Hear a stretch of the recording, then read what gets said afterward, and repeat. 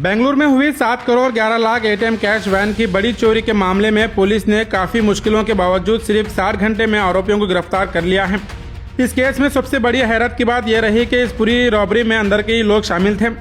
एक police constable, एक x employ और कैश वैन के इंचार्ज ने मिलकर इस रॉबरी को फिल्मी स्टाइल में अंजाम दिया था।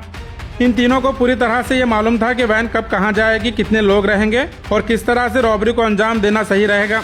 इस गैंग ने फिल्मी स्टाइल में आरबीआई ऑफिसर्स बनकर कैश लूट लिया और पुलिस ने इन्हें गिरफ्तार करके इनका पूरा प्लान चौपट कर दिया है। 19 नवंबर को सीएमएस की cash van Jayanagar dairy circle route पर जा रही थी।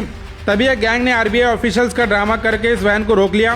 कुछ ही सेकेंड्स में कैश बॉक्सेस उठाए गए और ये गैंग प्रोफेशनल तरीके से पूरा कैश लूट कर फरार हो गई थी। ये प्लान इतना शार्प था कि शुरू में पुलिस के पास कोई डायरेक्ट क्लू नहीं था। इस गैंग ने पूरी प्लानिंग के साथ सीसीटीवी के शैडो जोन्स को इस्तेमाल किया था, जिससे किसी भी सीसीटीवी फुटेज में कुछ साफ दिखाई नहीं दे रहा था।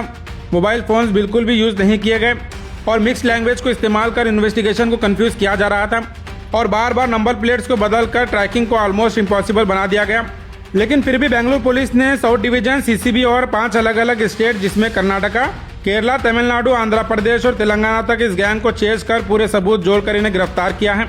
सिर्फ 24 घंटे के अंदर पुलिस ने सस्पेक्ट्स की व्हीकल्स को आइडेंटिफाई कर लिया था और 54 घंटे के अंदर 3 मेन एक्यूज को अरेस्ट कर लिया गया और फिर 60 घंटे के अंदर 5 करोड़ 76 लाख रुपए रिकवर कर लिए गए हैं। और फिर इन्वेस्टिगेशन के दौरान एक बड़ा ट्विस्ट पुलिस के सामने आया। पुलिस कमिश्नर सीमंत कुमार सिंह ने यह कंफर्म किया कि एक ऑर्गेनाइज इनसाइडर जॉब थी। इस गैंग में एक पुलिस कांस्टेबल, एक कैश हैंडलिंग कंपनी का एक्स एम्प्लॉय और एक वैन का इंचार्ज शामिल था। यानी जिन लोगों पर सिक्योरिटी की जिम्मेदारी थी वही लोग सिक्योरिटी को तोड़कर 7 करोड़ 11 लाख रुपए लूटने का प्लान एग्जीक्यूट किए थे। इस केस में mobile tower location, back to back call recordings और उनके मूवमेंट्स ने पूरा रैकेट एक्सपोज किया है। ये केस बेंगलुरु सिटी पुलिस के टीम वर्क और टेक्निकल एनालिसिस के अलावा मल्टी स्टेट कोऑर्डिनेशन के साथ टेक्स्ट बुक एग्जाम्पल बन चुका है और काफी कम वक्त में इन लुटेरों को गिरफ्तार कर पुलिस ने सबका दिल जीत लिया। ಒಂದು ಇನೋವಾ ಗಾಡಿ ಚಿತ್ತೂರು ಔಟ್ಸ್ಕಟ್ಸ್ ಅಲ್ಲಿ ಸಿಕ್ಕಿತು. ಇದೇ ಇನೋವಾ ಗಾಡಿದು ಒಂದು ಫೋಟೋ ಮತ್ತೆ ಸಿಸಿಟಿವಿ ಫುಟೇಜ್ ಫ್ಲಾಶ್ ಆಗಿತ್ತು. ಆದ್ರೆ ಇದರದ್ದು ನಂಬರ್ ಪ್ಲೇಟ್ ಫಾಲ್ಸ್ ಇತ್ತು. ನಂಬರ್ ಪ್ಲೇಟ್ ಫಾಲ್ಸ್ ಇದ್ದು ಆದ್ರೂ ನಮ್ಮ ಇಂಟಿಗ್ರೇಟೆಡ್ ಕಮಾಂಡ್ ಸೆಂಟರ್ ಮತ್ತೆ ಟ್ರಾಫಿಕ್ ಮ್ಯಾನೇಜ್ಮೆಂಟ್ ಸೆಂಟರ್ ಎರಡೂ ಕಡೆಯಿಂದ ನಾವು ಆ ದಿವಸದಿಂದ ನಾವು ಚೇಸ್ ಮಾಡಿ ಕಂಟಿನ್ಯೂಸ್ ಅದ್ರದ್ದು ಮೂವ್ಮೆಂಟ್ಸ್ ಬಗ್ಗೆ ನಾವು ಎಲ್ಲ ತಿಳ್ಕೊಂಡಿದೆ. ಯಾಕೆಂದ್ರೆ ಅದರಲ್ಲಿ ನಂಬರ್ ಪ್ಲೇಟು ಫ್ರಾಂಟ್ ಫಾಲ್ಸ್ ಇತ್ತು ಮತ್ತೆ ಹಿಂದ್ಗಡೆ ಗವರ್ಮೆಂಟ್ ಆಫ್ ಇಂಡಿಯಾ ಅಂತ ಬರ್ದಿರೋದು.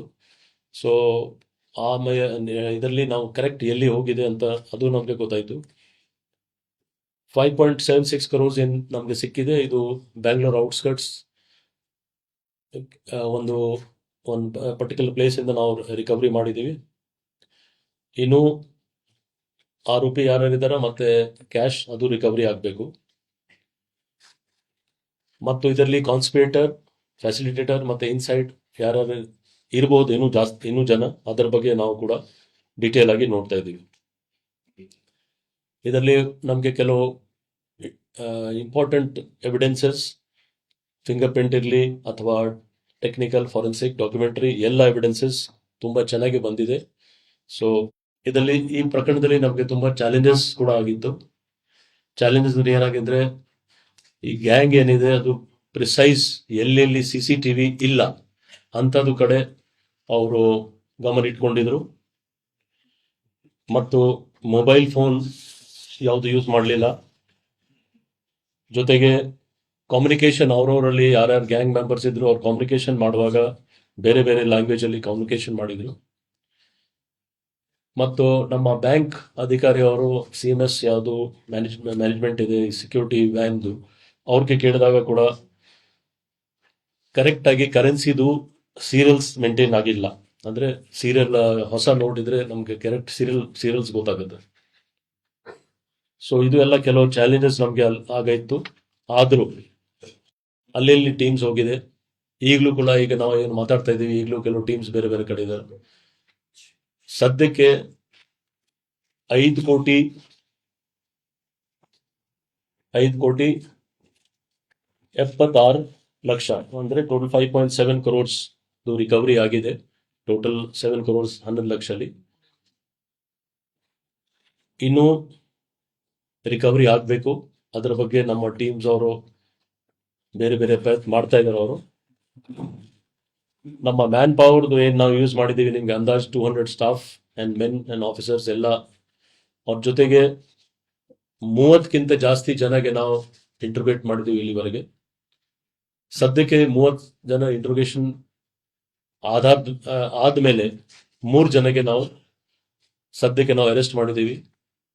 3 ಜನ ಯಾರು ಇಲ್ಲಿ, ಅದರಲ್ಲಿ ಒಬ್ಬ ಮೇನ್ ಈ ಪರ್ಟಿಕ್ಯುಲರ್ CMS ಗಾಡಿ ಏನು ಆಪರೇಟ್ ಆಗ್ತಿತ್ತು ಡೈಲಿ ಬೇಸಿಸ್ ಅಲ್ಲಿ, ಅದರದ್ದು ಅವರು ವೆಹಿಕಲ್ ಇನ್ಚಾರ್ಜ್, ಪ್ಲಸ್ ಇನ್ನೊಬ್ಬ ಎಕ್ಸ್ ಎಂಪ್ಲಾಯಿ, CMS ಸಂಸ್ಥೆಯದು ಎಕ್ಸ್ ಎಂಪ್ಲಾಯಿ, ಇನ್ನೊಬ್ಬ ನಮ್ಮ ಪೊಲೀಸ್ ಇಲಾಖೆಯಲ್ಲಿ ಸೇರೋ ಒಬ್ಬ ಕಾನ್ಸ್ಟೇಬಲ್, ಗೋವಿಂದಪುರ ಪೊಲೀಸ್ ಸ್ಟೇಷನ್ ಅಲ್ಲಿ ಅವರು ಕಾರ್ಯನಿರ್ತಿದ್ದಾರೆ.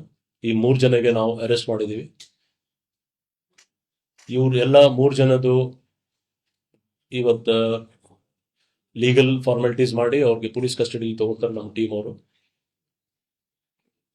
ಇಲ್ಲಿ ವಿಶೇಷವಾಗಿ ಗಮನಕ್ಕೆ ಬಂದ್ರೆ 3 ಜನ ಏನು ಅಕ್ಯೂಸ್ಡ್ ಇದ್ದಾರೆ, ಅವರು ತುಂಬಾ ಒಳ್ಳೆ ರೀತಿಯ ಚಾಣಕ್ಯದಿಂದ ಯಾವುದು ಕ್ಲೂಸ್ ಇಲ್ಲ ಅಂದ್ರೆ ಅವ್ರು ತಮ್ಮ ಕೆಲಸ ಮಾಡ್ತಾ ಇದ್ರು. ಆದರೂ ನಮ್ಮ ಅವರು CCTV ಆಧಾರದ ಮೇಲೆ, ಟೆಕ್ನಿಕಲ್ ಆಧಾರದ ಮೇಲೆ, ಲೋಕಲ್ ಇಂಟೆಲಿಜೆನ್ಸ್ ಆಧಾರದ ಮೇಲೆ, ಮತ್ತೆ ಬೇರೆ ಬೇರೆ ಮೂವ್ಮೆಂಟ್ಸ್ ಆಧಾರದ ಮೇಲೆ, ಡೇ 1 ಇಂದ ಕೆಲವು ಕ್ಲೂಸ್ ನಮಗೆ ಸಿಕ್ಕಿದ್ದು. ಅದಾದ್ಮೇಲೆ ನಾವು ವರ್ಕೌಟ್ ಮಾಡಿ ಇದು ಒಂದು ಪ್ರಕರಣ ನಾವು ಡಿಟೆಕ್ಟ್ ಮಾಡಿದ್ದೀವಿ.